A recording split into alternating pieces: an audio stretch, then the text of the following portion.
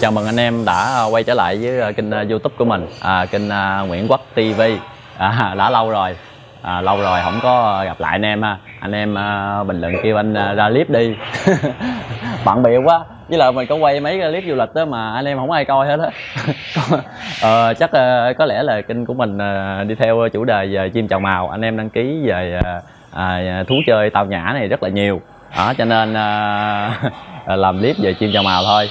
Thì xin lỗi anh em nha, hôm nay mình đi du lịch đó anh em, mình đi giao cái lồng chim, cái lồng lực 1,4 m về cho anh ở Đà Lạt á.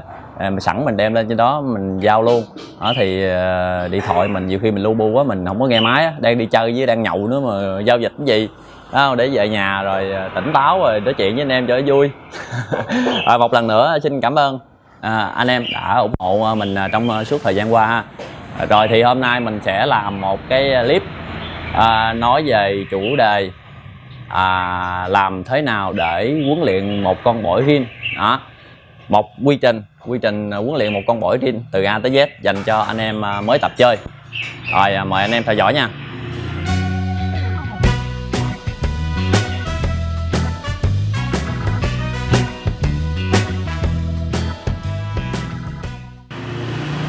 Thì anh em biết không, hôm nay có anh em gọi mình tư vấn nói cái cách mà huấn luyện chim chào màu bổi. Thì mình đã gọi điện thoại và mình đã hướng dẫn cho anh em rồi, nhưng mà không biết anh em làm được không. Cái đó thì hên xui, không phải đơn giản đâu, thấy vậy chứ nó phức tạp lắm. Thì lời đầu tiên mình xin định nghĩa lại cho anh em ha, anh em mới chơi thôi nha, còn anh em nào mà biết rồi thì anh em có thể bỏ qua cái đoạn clip này. Rồi thì con chim bổi là như thế nào đó, nhiều lúc anh em không biết chim bổi là chim như thế nào. Thì mình xin nói rõ cho anh em luôn nha. Chim bổi là một con chim nó bay trong rừng đó, mình bẫy về nó thấy người nó nhát lắm, gọi là con chim bổi. Con chim bổi là con chim vậy thôi. Còn mà đi sâu vô vấn đề mà chim bổi thì chim bổi gồm có bổi những gì, nó tới mấy loại bổi luôn. Anh em cho chim phân loại ra tới mấy loại bổi luôn. Bổi mà bổi phóng xanh ha, khỏi nói. Bổi phóng xanh là bổi mái nè, rồi bổi mà nuôi hoài nó không lên á, dẹp đó. Rồi bổi tố chất, bổi vip. Riêng bổi tố chất thì chia ra là mấy loại nữa. Tố chất là tố chất cà phê, tố chất chim thi. Còn bổi vip là sao? Bổi vip là nó giữ hơn tố chất cà phê nữa, giữ tố chất chim thi nữa, mà mình có thể là mình nhìn ra được khả năng sau này nó sẽ là theo mình đó, nó sẽ chơi mình đó. Thì đơn giản thôi, muốn huấn luyện một con chim bổi á, thì đầu tiên vô mình phải lựa con chim nào mà nó có tố chất. Có cái clip lúc trước mình có làm cái clip hướng dẫn anh em huấn luyện làm một cái clip hướng dẫn anh em bắt những con chim bổi vip, những con chim bổi hay. Mình đã làm cái clip rồi ha, cách lựa chào màu bổi hay đơn giản đó, thì anh em có thể tham khảo những cái clip trước. Còn cái clip này mình xin bỏ qua vấn đề mà lựa chim bổi hay. Thì anh em mà huấn luyện một con chim bổi thì nó tầm khoảng 1 năm á nè, tầm khoảng 1 năm á, thì tất nhiên mình phải tiện cái đầu vô là bổi hay, bổi mà mình coi cho được thì mình mới huấn luyện. Chứ huấn luyện mấy con bổi phóng xanh thì huấn luyện làm gì, tốn thời gian anh em ha. Đó thì bổi thì cách lựa bổi nó nhiều loại lắm anh em ơi. Nhưng mà anh em nên lựa đầu tiên á, thì anh em lựa những con mà đầu to nè, mặt lanh nè, mặt lanh đầu to, mặt lúc nào cũng lắc qua lắc lại á, đầu to mặt lanh cao cầu. Cao cầu là sao? Là nó đứng á, cái khoảng cách chân nó cao, nó nhướng lên, nó có tố chất, nó ra tố chất, nó cao cầu với là mỏng lông đó. Thì những con đó thì anh em bắt thì nhìn đơn giản lắm. Mỏng lông là sao? Là con chim á, lông nó mỏng, nó ôm sát mình nó luôn, gọi là mỏng lông. Chứ con chim xù lông mà nó bự ra tức là nó bị bệnh đó nè, nó bị bệnh cái gì nó mới xù cái lông ra, là mình đừng có bắt mấy con đó. Đầu vô là vậy thôi. Thì lựa những con hay hay chút xíu mình mới huấn luyện được, chứ mấy con dở dở huấn luyện chi, tốn thời gian. Rồi vô thì bước 1 đầu tiên là sao? Mình đang đứng ngay cái chuồng bổi nè anh em. Đó, nó đã ra thái độ rồi. Bữa mình làm cái clip cận cảnh 5 con bổi này, anh em gọi hỏi mua nhiều lắm, nhưng mà mình thực sự thì mình chưa bán, mình sợ bán ra mất uy tín. Tại vì mình còn làm một cái clip này nữa, cái clip huấn luyện nó từ đầu tới cuối ha. Thì đầu tiên á, là mình sẽ nhốt nó ở trong đây, trong cái chuồng tập thể này 1 tháng. Để làm gì? Để cho nó quen cái kiếp sống mà tù tội. Nói đơn giản vậy thôi ha. nó ở trong rừng nó ra thì nó chưa có quen. Mình nhốt nó trong đây thì để cho nó quen cái phong cảnh gần người đó, cho nó dạng một việc. Một cái thứ hai á là mình vô cám cho nó. Hôm nay mình vô cám cứng rồi đó, nhốt nó vậy nè, nó vô cám mới được anh em. Cám mình để ở trong đó, vô cám cho nó cứng rồi, và nó đã biết tắm tập thể rồi. Trưa là một đám nó xuống đây nó tắm luôn đó. Nó thấy mấy con chim bổi thường mình là nó sẽ xuống nó tắm đó. Thì trong vòng 1 tháng, nhốt nó trong vòng 1 tháng thì bây giờ nó bớt nhảy rồi. Anh em thấy không, mình đứng đây nó nhảy vậy thôi chứ nó cũng bớt nhảy rồi. Với lại anh em bữa cái clip mà 5 con này nó ra thái độ thì anh em nói nó còn lửa rừng. Ok, mình đồng ý với anh em là nó còn lửa rừng, cho nên mình không có chia sẻ cho anh em. Chia sẻ cho anh em về là nó tụt lửa rừng là nó đi luôn con chim. Nếu anh em không biết thì anh em nhiều khi trách lầm tụi mình đó, cho nên mình rất là sợ cái vấn đề mà hiểu nhầm nhau đó. Mình sợ vấn đề đó lắm cho nên mình rất là ngại. Rồi thì đây 1 tháng trời nó sẽ như thế này. Thì bây giờ mình sẽ tách lòng ra. Mình tách lòng ra ha, thêm 2 tháng nữa cho nó ở những cái lòng bổi, ép bổi. Bây giờ cho nó vô lòng ép bổi. Thì đầu tiên á mình phải chuẩn bị lòng ép bổi. Đây trong đó 5 con thì đây 5 lòng ép bổi đây nè. 1 2 3 4 và 5. 5 cái lòng ép bổi này thì mình sẽ đưa tụi nó vô 5 con đó. Mình tiến hành mình tách nó ra. Mình tách nó ra 5 con như thế này, mỗi một con một lòng. Còn tách như thế nào thì có gì đâu anh em cứ bỏ đói nó rồi đưa cái lòng bổi kế bên vô là nó sẽ qua thôi. Rồi để mình tách nó qua cho anh em xem ha. Sau nửa tiếng hơn á, mệt luôn á, nửa tiếng dụ dỗ nó ra từ cái lòng Avi đó thì mình sẽ tách ra được đây. 1 2 3 4 5 đó. Và bây giờ là 5 em này chính thức sẽ bước vào giai đoạn huấn luyện để coi chừng nào nó dạng ha.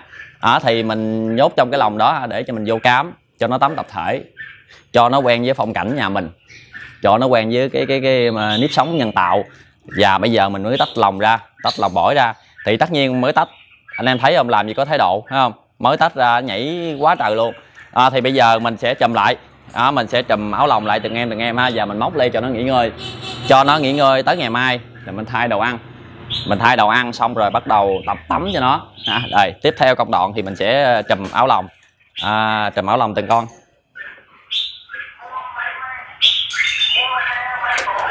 Rồi chùm áo lòng lại nha anh em, chùm lại cho nó nghỉ ngơi chứ không nên quằn nó nhiều quá. Chùm lại và treo lên ha. Nó mệt rồi, quằn nó ra nó cũng mệt rồi, chùm lại. Rồi anh em mình đã chùm xong 5 con này lại. Rồi mình sẽ treo nó lên xào trên đây ha. Mình đã chuẩn bị sẵn cái xào trên đây nè. Đó, chùm nó lại treo cho nó nghỉ ngơi. Ngày mai mình sẽ thay đồ ăn và 3 ngày sau là mình sẽ cho nó vô tắm nha anh em. Bắt đầu tới công đoạn mà tập tắm. Rồi thì anh em chờ theo dõi 3 ngày nữa. Đó, anh em nhớ phơi nắng thường xuyên ha. Nắng sáng, buổi sáng phơi chừng nửa tiếng đồng hồ thôi. Mùa này ở Sài Gòn đã bớt mưa rồi anh em. Đó, mùa này ở Sài Gòn đã bớt mưa rồi, cho nên mình tranh thủ ha, buổi sáng mình phơi nắng chút xíu cho nó sung. Chim nó phải có nắng nha anh em. Đó, bước này là nằm trong một trong những quy trình để thuần nó đó. Thì mình trị giá cái vàng này khoảng 3 tháng nữa là bắt đầu dạng. Đó, mình cứ treo bình thường vậy đi, nắng buổi sáng ha. Hiện tại bây giờ là 7 giờ rưỡi. Nhà mình thì nắng hướng đông. Đó, anh em thấy không? Sung lắm á anh em. Nhát thì chấp nhận là bổi nó phải nhát chứ làm sao mà nó dạng được.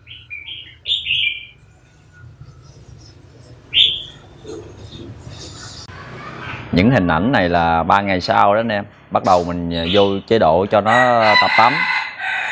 Đó thì cái mà chi tiết tập cho chào mào bổi tắm như thế nào thì mình đã làm cái clip trước rồi ha anh em ha. Đó, mình làm cái clip mà mình làm cái lòng thần thánh á, chị chim bổi tắm á. Đó thì hình ảnh anh em đang xem đó là cái lòng chim bổi á, cái lòng mà để ép tắm á, lòng ép tắm. Đó thì mình kè cái con chim mà tắm thuần rồi để kế bên cái lòng rời kế bên đó cho nó thấy là nó bắt chước nó tắm thôi. đó, không có gì hết á. Nãy giờ nó tắm xong rồi mà mình không có đem máy ra mình quay, mình sợ nó nhát. Nãy giờ nó tắm ào ào á chứ. Đó thì quy trình nó là như vậy. Anh em cứ làm thường xuyên, làm phơi nắng sáng ha, rồi tập cho nó tắm, chứ cách 2 ngày cho nó tắm một lần. Nếu con nào không chịu tắm á thì mình cứ xịt nước anh em, xịt nước là nó tắm thoải mái, không có vấn đề gì mà đáng ngại hết á.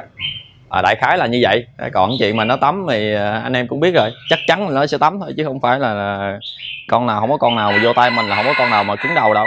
Đây 5 con đây ha. Đó, còn cái lồng nhỏ này nè, cái lồng này nè, đó là con chim nó tắm thuần rồi, chim thuần của mình để cho mấy thằng này nó bắt chước nó tắm thôi. Rồi 5 thằng này đó, tập tắm nãy giờ đó anh em. Mình lại mình cầm cái máy quay là bắt đầu nó nhát kệ nó, không quan trọng ha anh em ha.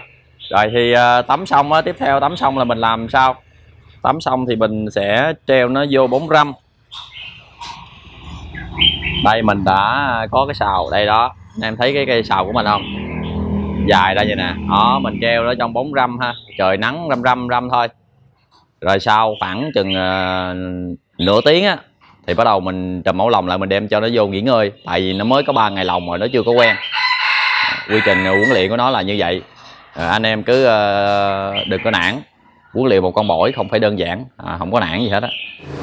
Rồi anh em, mình đã làm xong một cái clip hướng dẫn, không phải là hướng dẫn nữa mà nói chính xác là mình tổng hợp một cái quy trình huấn luyện của chim bổi từ cái lúc mà mình mới bắt về cho đến cái lúc mà nó trưởng thành, nó ra nó chơi được, thì mình trị giá là từ 6 tháng tới 9 tháng tới 1 năm nha anh em, chứ không có đơn giản mà một chim bổi mà chơi liền được đâu.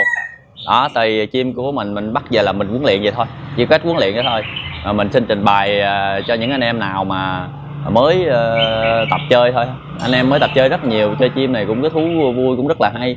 Đó thì bắt về rộng chuồng Avi, lồng chuồng lớn khoảng 1 tháng, sau đó tách lồng từ từ và dụ tập cho nó tắm từ từ. Đây là nguyên hàng nó tắm đó, nó tắm nãy giờ thì đại khái là vậy thôi, chứ cái lúc tắm mình không có quay.